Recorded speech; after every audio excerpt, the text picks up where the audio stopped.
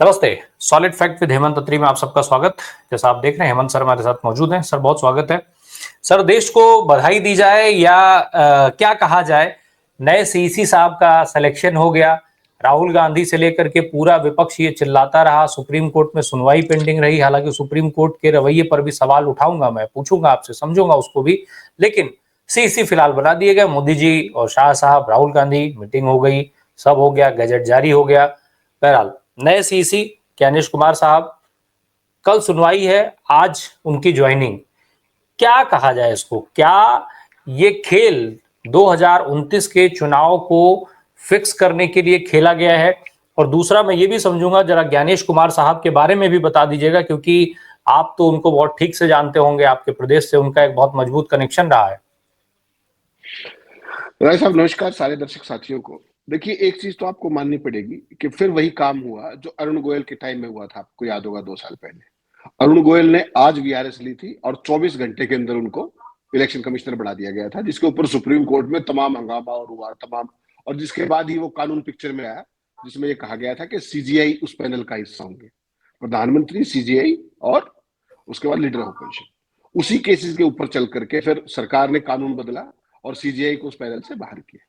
आपने बिल्कुल सही कहा कि सुप्रीम कोर्ट की हियरिंग पेंडिंग है और वो कल ही पेंडिंग है। लेकिन वो कल हियरिंग पेंडिंग है और कल सुबह ही ज्ञानेश कुमार जी, नए मुख्य चुनाव आयुक्त, कल ही टेक ओवर करेंगे। कोर्ट तो हियरिंग करेगा 10 बजे के बाद, वो सुबह 9 बजे टेक ओवर कर लेंगे। इसका मतलब आमतौर पर माना जाएगा कि जो सुप्रीम कोर्ट में जो केस है वो इन्फ्रक्चुअस हो जाएगा। लेकिन सुप्रीम कोर्ट ने एक छोटा सा राइटर लगा रखा है जो जिसके कोई बहुत मायने नहीं, वो सिर्फ कहने के लिए है।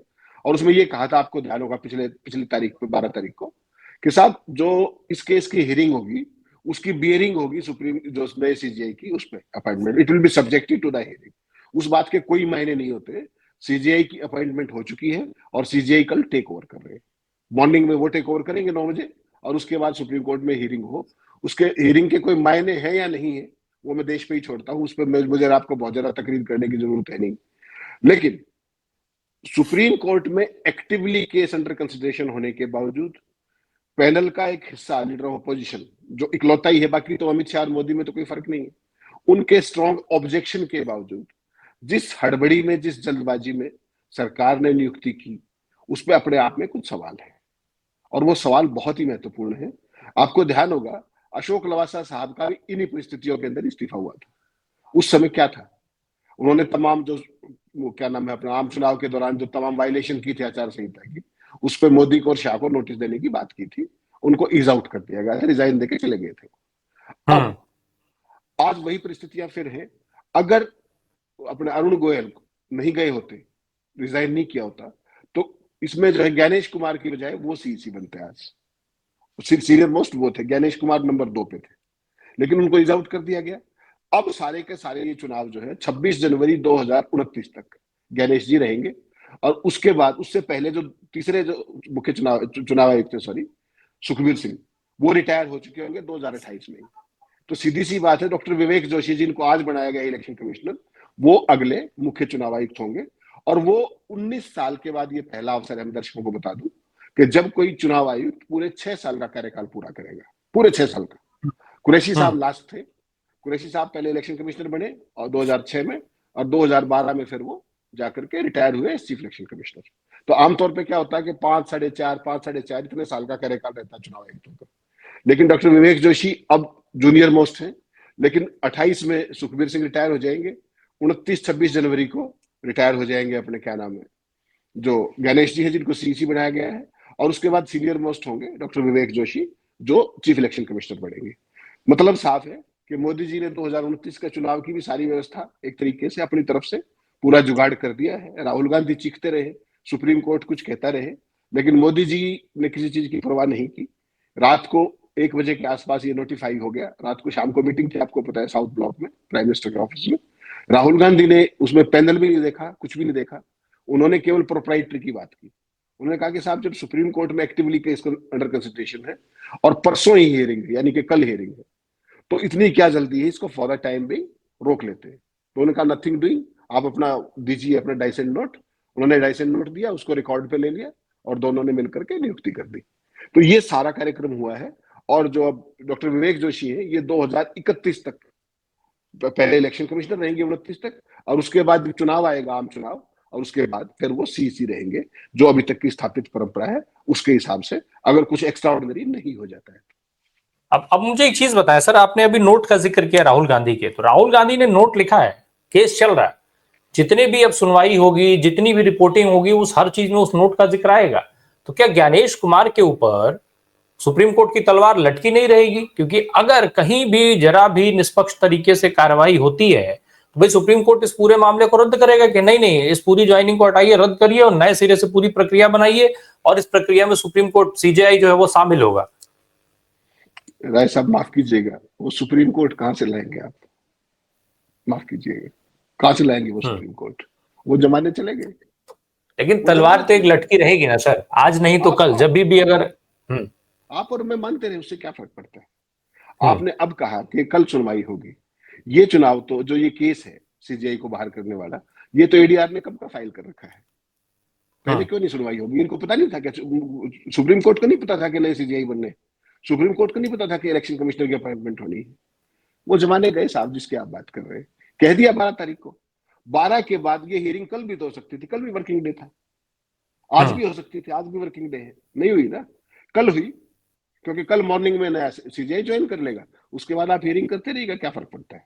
आपने कह दिया कहने को, जब प्रशांत भूषण और इन सब ने कहा कि ये subject to outcome of this कर दीजिए, तो उन्होंने कह दिया सब्जेक्ट टू, लेकिन सब्जेक्ट टू तो आपकी करनी में दिख ही रहा है ना। एडीआर की ये जो पिटीशन है, ये कब से पेंडिंग है कि साहब सीजीआई को लिया जाए, कानून को निरस्त किया जाए? तो उसके लिए अभी समय मिला था क्या आपको? तो बहुत सारी बातें बिना कहे समझ में आती हैं, बहुत ज्यादा कहने की जरूरत नहीं होती, देश की जनता देख रही है। और मोदी जी भी इस इकोसिस्टम को उन्होंने पहले डेवलप किया, अब ये पूरा फल फूल रहा है, और बहुत ज्यादा उम्मीदें लगाने की उम्मीद करेंगे, बहुत ज्यादा उम्मीद लगाएंगे तो निराशा हाथ लगेगी। सीधी सी बात, मैं बिल्कुल मतलब ब्लंट कहता हूँ, with all due regards to higher judiciary, ये पिटीशन कब से पेंडिंग है? क्या ये पहले टेकअप नहीं हो सकती थी? आइदर वे, मैं नहीं कहता किस तरफ, इज दिस वे और दैट वे, आप डिसाइड कर देते, उसको कर सकते थे। It was not such a big deal. क्यों पेंडिंग हम्म रखा गया? 12 तारीख को जब हियरिंग पे आया तो फिर कह दिया 19 को करेंगे। फिर प्रशांत भूषण ने कहा कि साहब 18 को तो कार्यकाल खत्म हो रहा है, 19 को तो नया सीजीआई टेक ओवर कर लेगा, सॉरी सीईसी टेक ओवर कर लेगा।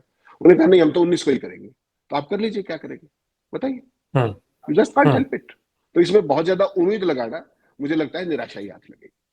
इसका मतलब यह है कि सुनवाई के बाद अगर कोई फैसला आता है तो ऑलमोस्ट वही होगा जो महाराष्ट्र में सरकार के वक्त हुआ था, कि सरकार इलीगल तरीके से बनी लेकिन बन गई तो अब चलने दीजिए, जय जय। खैर, हेमंत सर, मुझे एक चीज और समझना है आपसे, ज्ञानेश कुमार साहब सरकार के कितने करीबी हैं? क्योंकि शायद पता नहीं दर्शकों को अभी तक वहां तक दर्शक पहुंचे हैं कि नहीं पहुंचे हैं। ज्ञानेश कुमार की का कनेक्शन राम मंदिर ट्रस्ट से रहा है, ज्ञानेश कुमार का कनेक्शन 370 वाली टीम से रहा है। तो क्या सरकार की करीबी की वजह से और इन चीजों में वो अपनी उसको जो काबिलियत है वो साबित कर चुके हैं, इसलिए उनको उस जगह पे बैठाया गया है? अनडाउटेडली, इसमें कोई शक नहीं होना चाहिए आपको। वो गृह ट्राइड मंत्री एंड जी के टेस्टेड वाले आइटम है। Oh yes, 100%, 100% goes hmm without saying. Modi ji के कोऑपरेटिव सेक्रेटरी रहे हो, ऑफ सॉरी अमित शाह जी के, is very close to him, number एक। जो अब नए इलेक्शन कमिश्नर बनाए हैं वो भी शाह साहब के बहुत क्लोज रहे, डीओपीटी के सेक्रेटरी थे। उससे पहले वो सेंसस कमिश्नर थे, जो नए डॉक्टर विवेक जोशी आए हैं, अभी हरियाणा के मुख्य सचिव है। उनके ब्रदर जो है डॉक्टर विवेक जोशी के, वो मणिपुर के अंदर डॉक्टर विनीत जोशी, वो मणिपुर के चीफ सेक्रेटरी है। आपने गणेश जी की बात करी, गणेश जी कोऑपरेटिव सेक्रेटरी रहे डायरेक्टली अमित शाह के साथ, नंबर एक, और रिटायरमेंट के हम्म चंद महीनों के बाद ही उनको बढ़ा दिया था। एक, आपने बहुत सही याद दिलाया, ये ज्वाइंट सेक्रेटरी होम रहे हैं कश्मीर संभाग के। होम मिनिस्ट्री के अंदर तमाम अलग अलग ब्रांचेस होती है, तो कश्मीर संभाग संभालते थे ये। तो कश्मीर की 370 हटाना, नंबर एक, और कश्मीर राज्य को 2 यूटीज में बांटना, उसका जो विधेयक था उसको पास करने, वो क्या नाम है, उसको तैयार करने में, मसौदा बनाने में, ड्राफ्ट ड्राफ्ट करने। बनाने में, उसमें इनकी बहुत बड़ी भूमिका थी। और उसके बाद ही ये शाह साहब के क्लोज आए, सेंसस कमिश्नर और उधर से होते हुए, और अपने क्या नाम, तो दोनों ही, ज्ञानेश कुमार जी भी शाह साहब के करीब हैं, मोदी जी के ऑब्वियसली करीब हो गए। और इसी तरीके से विवेक जोशी सेंसस कमिश्नर थे, उसके बाद सेक्रेटरी डीओपीटी थे, हरियाणा के चीफ सेक्रेटरी थे। अभी उनका कार्यकाल बहुत बचा हुआ था, 15-16 महीने का, उसके बावजूद उनको वहां से उठा करके यहाँ पर अब इलेक्शन कमिश्नर बना दिया गया है पूरे 6 साल के टर्म के लिए। तो मोदी जी और शाह ने अपने सारे के सारे जो भी तैयारी होती है जो 2029 की जिसको आप कहिएगा भूमिका शुरू कर दी है, डॉक्टर विवेक जोशी के नेतृत्व में ही मुख्य चुनाव आयुक्त के तौर पर 2029 का चुनाव होगा और वो 2031 तक मुख्य चुनाव आयुक्त रहेंगे इनकी रिटायरमेंट के बाद। गणेश जी की रिटायरमेंट है 26 जनवरी 2029 को। गणेश जी के कार्यकाल में तमाम चुनाव होने हैं, तमाम महत्वपूर्ण चुनाव होने हैं। 10 तो इमीडिएटली है, अभी आपको पता है कि सबसे पहले बिहार है, यूपी है, वेस्ट बंगाल है, तमिलनाडु है, तमाम महत्वपूर्ण, केरला है। बहुत बड़े बड़े चुनाव जो स्टेट्स के हैं वो सारे गणेश जी के समय में होंगे। उसी दौरान राष्ट्रपति का भी चुनाव होगा, उपराष्ट्रपति का भी चुनाव होगा। तो बहुत महत्वपूर्ण जिम्मेदारी एक तरीके से गणेश जी को दी गई है। सर्टेनली जो आपने कहा वो बिल्कुल सही है। He is a tried and tested fellow on all parameters. निश्चित तौर पे ये, और दोनों पैरामीटर्स बहुत बड़े हैं। धारा 370 हटाने वाली टीम में शामिल होना और उसको अंजाम देना, वहां पर अपने आप को, अपनी काबिलियत इन्होंने साबित की है।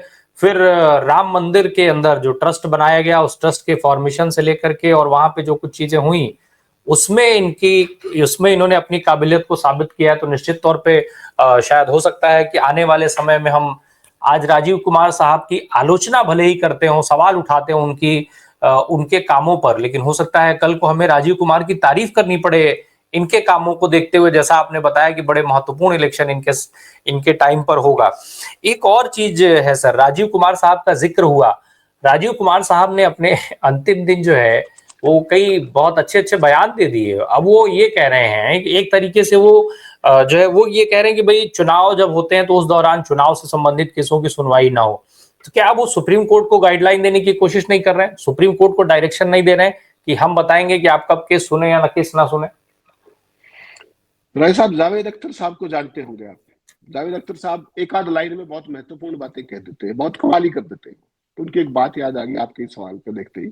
अब वो खबर जरूर दिखाइएगा जिसमें उन्होंने कहा है कि जब चुनाव चल रहा हो, चुनाव प्रक्रिया चल रही है, जब चुनाव से पुराने जो केसेस हैं उनको उस दौरान ना सुना जाए, उसके उस पर असर पड़ता है। अब विश्वसनीयता पर असर पड़ता है। विश्वसनीयता की बहुत ज्यादा चिंता होगी। अभी क्या नाम है, राजीव कुमार जी को आखिरी दिन, उससे पहले विश्वसनीयता की चिंता नहीं थी।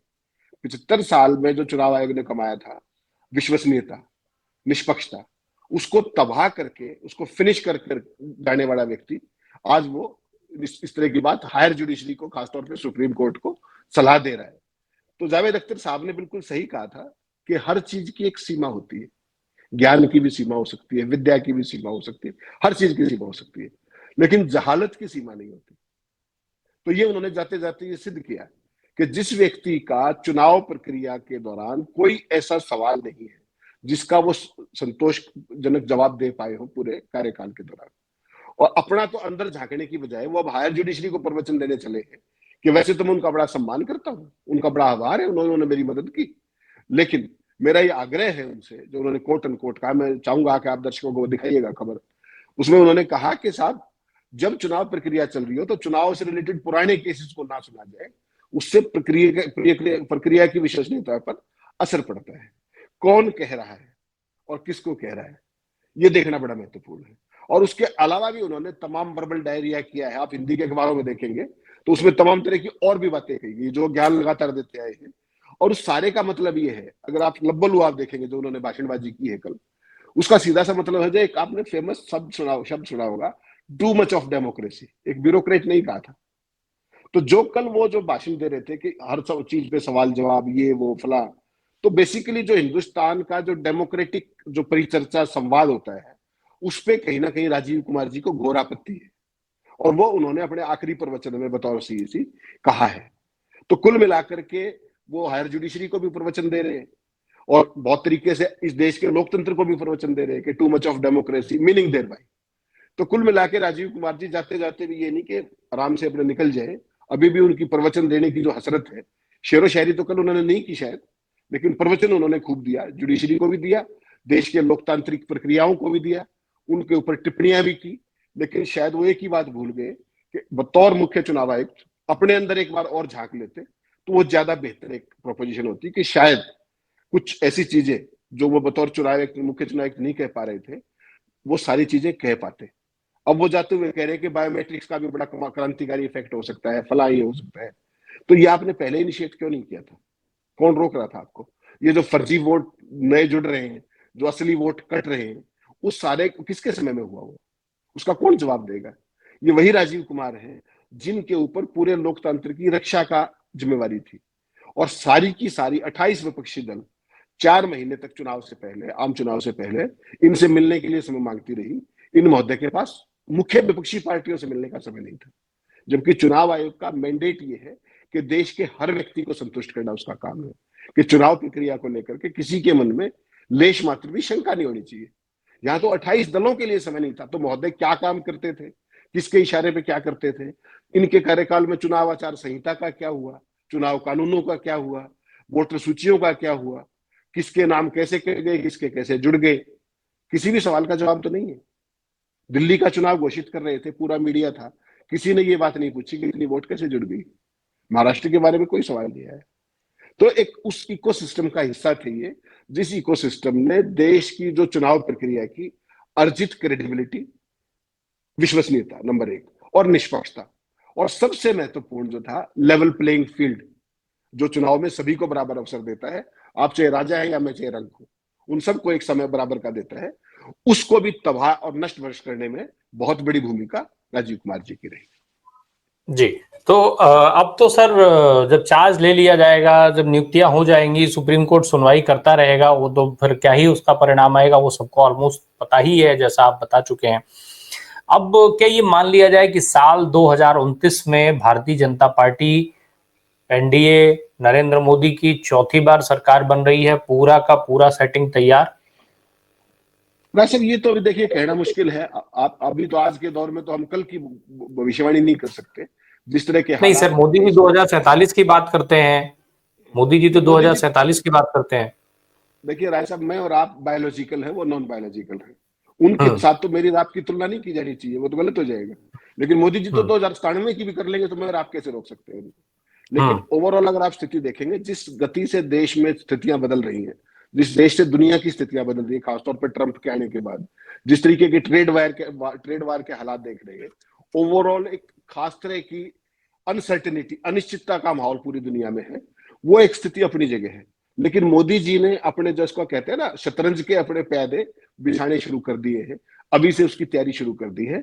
और जो ज्ञानेश कुमार की नियुक्ति है, उससे पहले देखिए अरुण गोयल, उनको कैसे टेक्निकली ईज आउट किया गया। वो आजकल क्रोएशिया में राजदूत है, पता है आपको? आज तक देश में किसी को नहीं पता कि अरुण गोयल को पहले इलेक्शन कमिश्नर लगाया क्यों था और फिर वो चले क्यों गए। आज तक कहीं एक शब्द नहीं सुना होगा आपने। और अंदर की बात यह है कि वो राजीव कुमार के कार्यकाल से, कार्यप्रणाली से संतुष्ट नहीं थे। आपको ध्यान होगा, बंगाल के अंदर मीटिंग ले रहे थे जब, और वो बीच में से मीटिंग छोड़ के आ गए थे, उसके बाद उनका इस्तीफा हुआ था। आज तक उस पर एक शब्द बाहर नहीं आया। हकीकत ये थी कि वो राजीव कुमार के लिए इनकन्वीनियंट थे, और राजीव कुमार अमित शाह और मोदी के ब्लू आइड बॉय थे। चुपके से इनकी रिपोर्ट पर कि ये व्यक्ति मेरे लिए इनकन्वीनियंट है, समझ लीजिए मेरे लिए क्या होता है। चुनाव आयोग में तो 3 चुनाव आयोग थे, इन्होंने इसको धीरे से ईज आउट करवा दिया। और अगर वो नहीं गए होते तो आज वो मुख्य चुनाव आयुक्त बनते, और वो शायद वो सब नहीं कर पाते जो ये लोग चाहते थे। इसीलिए इन्होंने पहले भूमिका बना करके उनको लगाया। सुप्रीम कोर्ट की तमाम आपत्तियां आई, आपने सारा वर्बल डायरिया देखा हुआ सुप्रीम कोर्ट का, 24 घंटे में कैसे लगा दिया, ये कर दिया, वो कर दिया, कानून बना देंगे, ये कर देंगे, तमाम वर्बल डायरिया हुआ। आउटकम क्या हुआ? अरुण गोयल जी ने कंटिन्यू किया। कल भी यही देखने को मिलेगा आपको, तमाम तरह के ज्ञान बघारे जाएंगे उधर बहस के दौरान, और इधर उधर की टिप्पणियां जो आती है जिसको हम कहते हैं, नेट टेक अवे कुछ नहीं होगा। तो उस सारे के अंदर फिर क्या होगा? गणेश जी आ गए हैं, उसके बाद डॉक्टर विवेक जोशी रहेंगे, इन बिटवीन एक आध अपना जो भी 28 में सुखबीर सिंह संधू रिटायर होंगे तो उनकी जगह कोई आ जाएगा। तो पूरा एक सिस्टम बना दिया गया है कि किस तरीके से अपने अपॉइंट किए हुए लोग, ट्राइड एंड टेस्टेड लोग को वहां तक ले जाया जाए। अरुण गोयल कहीं इधर उधर से आ गए तो उनको ईज आउट करके क्रोएशिया का राजदूत बना के भेज दिया गया। Out of sight out of mind, कोई सवाल नहीं, कोई जवाब नहीं। तो ये देखिए, बहुत सारे लोग कहते हैं मोदी जी ये है, मोदी जी वो है। उनकी दूरदृष्टि देखिए आप। किसी व्यक्ति को वीआरएस दिलवाई, 24 घंटे के अंदर लगाया, सुप्रीम कोर्ट में तमाम बहस होगी, सब कुछ होगी, कुछ नहीं बिगड़ा, कुछ नहीं बिगड़ने दिया। जब वो अनईजी हुए कि लगा कि सरकार से बात नहीं बनेगी, चुपके से ईज आउट कर दिया। तो इससे बड़ा दूरदर्शी व्यक्ति देखा आपने? वरना तो अरुण गोयल आज सीसी बनते, गणेश जी का नंबर बाद में आता। तो ये सारी परिस्थितियां, ये मोदी जी का जो सिस्टम है ना, इसको कोई कुछ भी कहता रहे, बहुत प्रोफेशनल सिस्टम है, बहुत विजनरी सिस्टम है। They don't take anything to chance. इतना सा भी खतरा बोल नहीं लेते वो। उनकी स्कीम ऑफ थिंग्स के अंदर कोई व्यक्ति, कोई सिस्टम, कोई कानून, कोई सुप्रीम कोर्ट का आदेश बीच में आड़े नहीं आता है। सुप्रीम कोर्ट ने कहा कि साहब सीजीआई होंगे पैनल में, आप चाहें तो कानून बना लें। खट से दिसंबर में उन्होंने कानून बना दिया कि साहब सीजीआई नहीं होंगे, जाइए आप कर लीजिए क्या करते। वो बिल्कुल। अभी कह दिया कि 19 को हियरिंग करेंगे, जाइए आप। तो मोदी जी ने एक खास तरह का इकोसिस्टम डेवलप किया है। वो एंटी डेमोक्रेटिक हो सकता है, वो मेरे और आपके तमाम पैरामीटर्स के ऊपर हो सकता है कि वो डेमोक्रेटिक पे उस पर खड़ा ना उतरता हो, लेकिन मोदी जी के लिए तो मोस्ट इफेक्टिव है वो, इसमें तो कोई शक नहीं है। और हर चीज का इफेक्टिव यूज कैसे किया जाए, मोदी जी ने अपने पूरे कार्यकाल में बतौर सीएम दिखाया गुजरात में, और बतौर पीएम दिखा रहे हैं। He just doesn't take anything to chance. और उस पूरे काम में अमित शाह जी कंधे से कंधे मिलाकर के खड़े होते हैं। पिछला भी अगर आप देखेंगे, जितने भी इसी थे, जितने भी इसी थे, सारे के सारे अमित शाह की मोहर से मोदी जी के पास लग के आए। तो मोदी जी इलेक्शन कमीशन को लेकर के कोई चांस नहीं लेते हैं। मुझे सर इस समय मेरा एक बड़ा मतलब वो आम चूस के खाते हैं कि काट के खाते हैं टाइप का एक सवाल मेरे दिमाग में आ रहा है, मन कर रहा है पूछ लूं आपसे। सर एक हम आज क्या 18 फरवरी 2025 को हमने एक बहुत अच्छा शायर खो दिया, या नए वाले सीसी साहब उस परंपरा को आगे बढ़ा पाएंगे? मुझे लगता है कि Ganesh ji is a seasoned bureaucrat, Kerala cadre के, उनसे हम तो यही, we are not pro or against anybody, it may be Ganesh ji और डॉक्टर विवेक जोशी। अभी तक वो दोनों नॉन कंट्रोवर्शियल रहे हैं कहने को, एज पर नहीं, चूंकि मैंने ये इसलिए आपसे पूछा ना कि आप व्यवहारिक रूप से भी उनको जानते हैं, आपने उनका जी जी कार्यकाल देखा है, उनका जी क्रियाकलाप देखा है। राजीव हाँ। कुमार साहब की शायरियां तो हम सबको पता है कि बिना सिर पैर की क्या बेहतरीन शायरियां किया करते थे। नहीं, देखिए राजीव कुमार जी का स्टाइल था नरेंद्र मोदी वाला, मैं, मेरा और मैंने। उनके सीसी के कार्यकाल में आप तीनों इलेक्शन कमिश्नर्स के नाम बता दीजिए मुझे। सारा देश राजीव कुमार को ही जानता है, जैसे गणेश जी वहां थे ही नहीं या सुखबीर जी वहां थे ही नहीं। तो वन मैन कमीशन की तरह वो ड्राइव करते थे, हर जगह मैं ही मैं हूं टाइप की चीज थी। गणेश जी के ऊपर ना तो बतौर चुनाव आयुक्त और ना उससे पहले कोई उस तरीके के ना तो आरोपबाजी है, नॉन कंट्रोवर्शियल है पूरे तरीके से। और वही चीज डॉक्टर विवेक जोशी की है। अगर उनके पक्ष में बहुत कुछ नहीं है तो उनके विरोध में भी कुछ नहीं है। और मुझे लगता है कोई भी मुख्य चुनाव आयुक्त या चुनाव आयुक्त जो भी आएगा इस देश में आगे, वो एक चीज तो जरूर चाहेगा कि उस पर राजीव कुमार के साथ उसका नाम ना जोड़ा जाए, उनकी कार्यप्रणाली से ना जोड़ा जाए, उनकी शेरो शायरी से ना जोड़ा जाए, उनके विवादों से एक ना जोड़ा जाए। ये चीज हर व्यक्ति चाहेगा जो चुनाव आयोग में अभी आया है या आने वाले एक समय और चीज जी, एक और चीज जरा जल्दी से समझा दीजिए मुझे सर। इनके लिए ये भी कहा जाता है ज्ञानेश कुमार जी के लिए कि मनोहर लाल खट्टर साहब से इनके बड़े अच्छे संबंध रहे हैं। अगर मनोहर लाल खट्टर साहब से इतने अच्छे संबंध रहे हैं तो मोदी जी से संबंध कैसे रह पाएंगे? क्योंकि खट्टर साहब तो अब कहे जाते हैं कि मोदी जी से बहुत अच्छे संबंध नहीं, उनके आरएसएस से संबंध ज्यादा अच्छे हैं। नहीं नहीं नहीं नहीं, किसने कहा आपको राय साहब? हम्म। मनोहर लाल जी आज की तारीख में मोदी के हनुमान हैं। आप भूल रहे हैं ये बात, और आज से नहीं है। हम्म। मनोहर लाल जी 2014 से नरेंद्र मोदी के हनुमान हैं। आरएसएस के हम्म। तो दोनों ही हैं, वो भी आरएसएस के हम्म। स्वयं सेवक है, वो भी आरएसएस का स्वयं सेवक कहता है अपने आप को। मोदी जी के तो अगर सबसे करीबी लोगों में से कोई एक है आज। देखिए एक चीज देखिए ना, आपने कभी सुना है इस देश के अंदर, खासतौर पर मोदी जी के कार्यकाल में, कि किसी व्यक्ति को आप मुख्यमंत्री के पद से हटा रहे हैं, ओवरनाइट हटा रहे हैं, बहुत ही अनसेरिमोनियसली हटा रहे हैं, और नायब सिंह सैनी को बढ़ा दिया। और उसके बाद अगले दिन जब विश्वास मत होता है, वहां पर Manohar Lal Khattar floor of the house पर इस्तीफा देते हैं, और शाम को ही घोषणा हो जाती है, उसी दिन शाम को, कि वो करनाल से चुनाव लड़ेंगे। उनको क्यों हटाया गया था? अलोकप्रियता के कारण, उनकी कार्यशैली के कारण। उसके बावजूद उनको ना केवल लोकसभा का चुनाव लड़ाया गया, आज वो मोदी जी के कैबिनेट में 8वें नंबर के मंत्री हैं, डोंट फॉरगेट। और किसके ब्लू आइड बॉय है वो? मोदी मोदी के ब्लू आइड बॉय नहीं है, माफ कीजिएगा। मनोहर लाल खट्टर के पास कौन से महकमे आइडिया है आपको? बिजली। मोदी के जो सेठ जी हैं उनका कहां पे इंटरेस्ट होता है? बिजली में। और उसके बाद उनका दूसरा इंटरेस्ट किसमें है? अर्बन डेवलपमेंट में। और दोनों महकमे किसके पास है? माननीय मनोहर लाल जी के पास। तो मनोहर लाल जी तो छुपे रुस्तम है, वो मोदी जी के भी हनुमान हैं, वो आरएसएस के भी हैं। और आने वाले समय में हैरान मत होइएगा, मैं ऑन रिकॉर्ड कह रहा हूं आपको, भारतीय जनता पार्टी के राष्ट्रीय अध्यक्ष के लिए प्रक्रिया चल रही है। हैरान मत होइएगा अगर नड्डा के बाद मनोहर लाल खट्टर भारतीय जनता पार्टी के राष्ट्रीय अध्यक्ष ना बन जाए। हैरान मत होइएगा, मैं केवल इतना कह रहा हूं आपको। तो इतने बिल्कुल करीब है वो। बिल्कुल। तो उनका चलिए इकोसिस्टम भी मोदी से कम नहीं है, वो भी तुलना में बहुत आगे जा चुके हैं। मनोहर लाल वो मनोहर लाल नहीं है जो पहले हमने देखे थे। एरोगेंस का भी लेवल सेम है, दिन में कपड़े भी उतनी बारी बदलते हैं। एरोगेंस भी इनकम्पिटेंस की है, कोई कंपिटेंस की एरोगेंस नहीं है। एरोगेंस इनकम्पिटेंस की है, लेकिन है। और आरएसएस के लिए एक वो बहुत बड़ी यूएसपी होती है, चाहे वो कोई भी हो, ऊपर से लेकर नीचे तक आप देख लीजिए। बिल्कुल। तो भगवान की महिमा समझी जा सकती है, मोदी जी की महिमा नहीं समझी जा सकती है। तो खैर हम लोग बहुत खैर अलग ही टाइप की बात करने लग जाते हैं, छोड़िए, क्योंकि महिमा को समझना बहुत आसान नहीं है मोदी जी की। और आज आपने ये भी कह दिया कि मोदी जी बहुत दूरदर्शी हैं, उदाहरण सहित उसको समझा दिया, देश की जनता भी समझ ले कि मोदी हैं तो क्या क्या मुमकिन है। बहुत बहुत धन्यवाद हेमंत सर हमसे बात करने के लिए। Thank you so much. Thank you.